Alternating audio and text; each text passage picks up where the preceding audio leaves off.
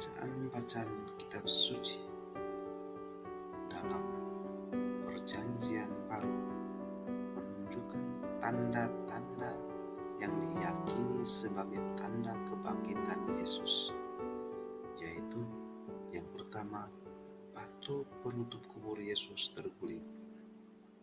Kedua, para murid mendapati kubur Yesus kosong. Ketiga, jenazah Yesus tidak ditemukan. Kain kafan yang tergeletak di tanah. Berita dari malaikat yang mengatakan bahwa Yesus sudah bangkit. Ini dapat kita baca, kita temukan dalam berbagai Injil. Dalam Markus bab 16 ayat 1-8, dalam Lukas bab 24 ayat 1-12, dan dalam Yohanes bab 21-10.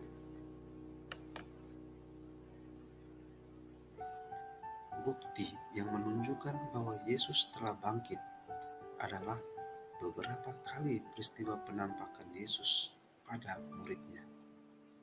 Yang pertama, penampakan Yesus pada Maria Magdalena. Lihat Matius bab 28 ayat 9-10, Markus bab 16 ayat 9, dan Yohanes bab 20 ayat 11-18. Kedua, Yesus menampakkan diri di jalan ke Emmaus. Dapat dilihat dalam Lukas bab 24 ayat 13-35. Yesus menampakkan diri kepada semua muridnya dalam Lukas bab 24 ayat 36-49. Yesus juga menampakkan diri kepada Thomas dalam Yohanes 20, 24-29. Penampakan Yesus berikut adalah Yesus menampakkan diri kepada murid-muridnya di pantai Danau Tiberias. Dapat kita baca dalam Yohanes 21 ayat 1-14. Dan Yesus beberapa kali menampakkan diri dan mengutus murid-muridnya. Dalam Injil Matius bab 16 ayat 9-20.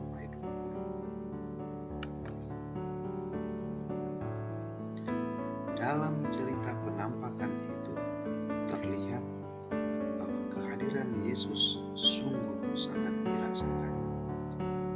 Yesus yang hadir di tengah mereka seakan-akan tak berbeda dengan Yesus yang mereka jumpai selama hidupnya. Perjumpaan dengan Yesus tidak hanya mengingatkan mereka atas apa yang selama ini pernah para murid alami bersama Yesus, tetapi menguatkan iman mereka.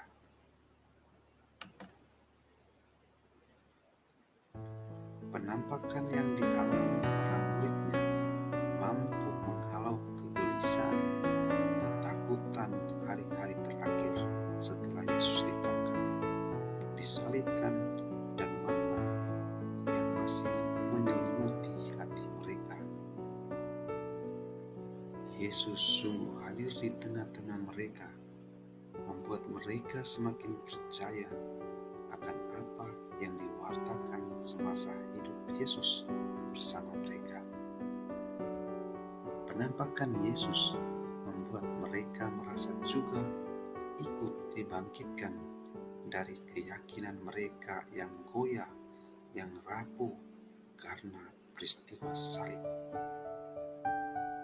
sengsara, dan wafat Yesus, sehingga mereka menjadi lebih berani dan tidak lagi bersembunyi-sembunyi dalam beriman kepadanya.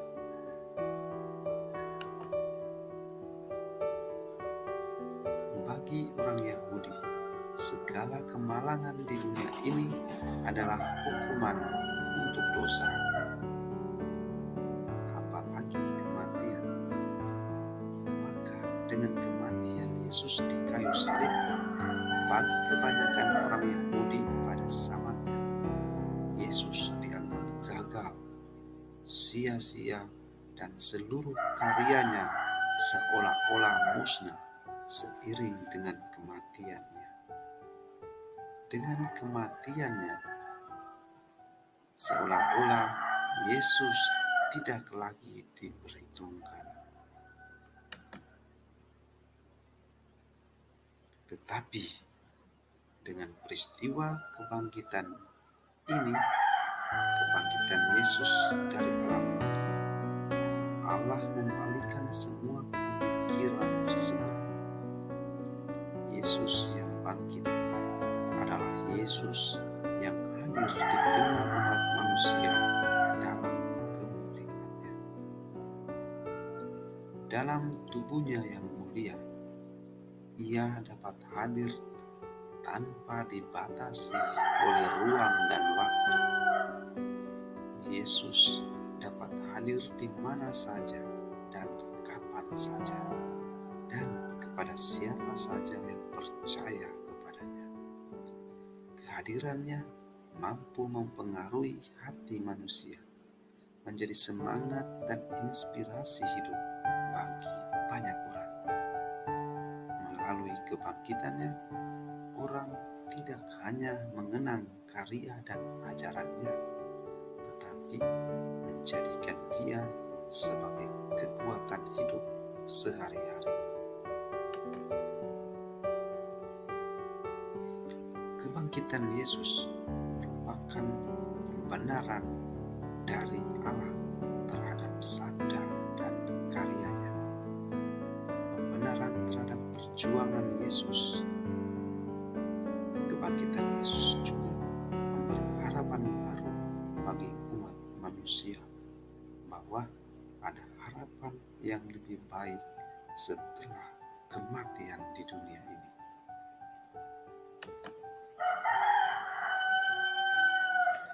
Berulang kali dikatakan bahwa Allah yang membangkitkan Tuhan akan membangkitkan kita juga oleh kuasa-Nya.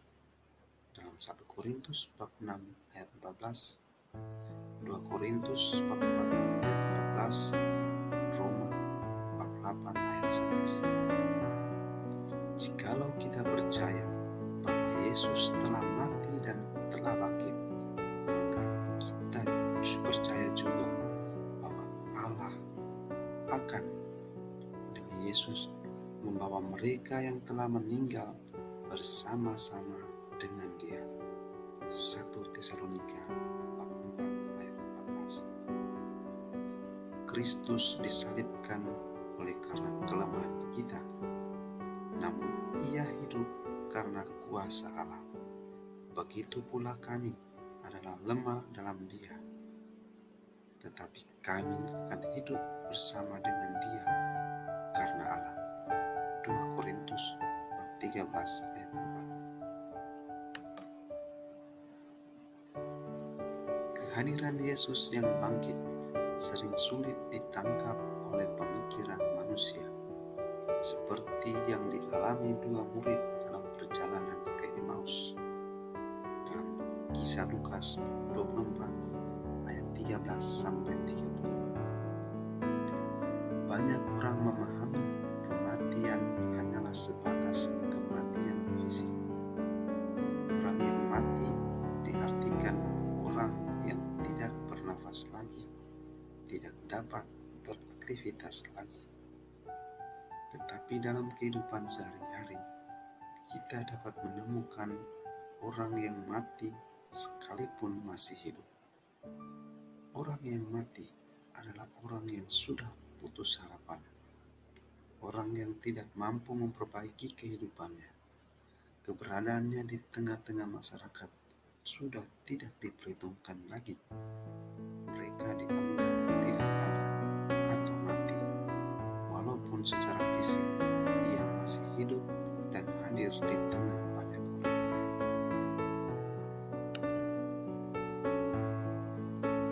Tetapi orang yang hidup atau orang yang bangkit adalah orang yang mampu keluar dari keterpurukan mampu kembali menata kehidupan meski dia telah jatuh dalam kehancuran.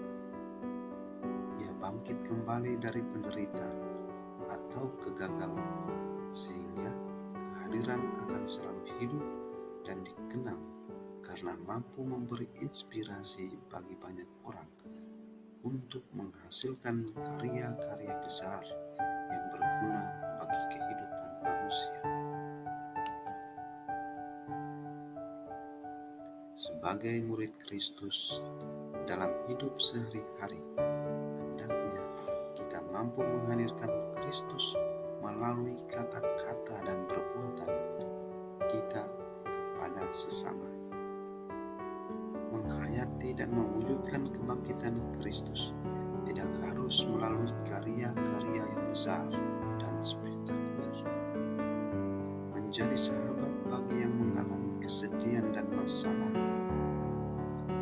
beri dukungan pada mereka yang putus harapan, membangkitkan semangat pada mereka yang lemah dan tak berdaya adalah wujud sederhana yang dapat kita lakukan. Dengan demikian, kita dapat menjadi saksi kebangkitan Kristus melalui kata-kata dan perbuatan kita dalam hidup sehari-hari. Terima kasih.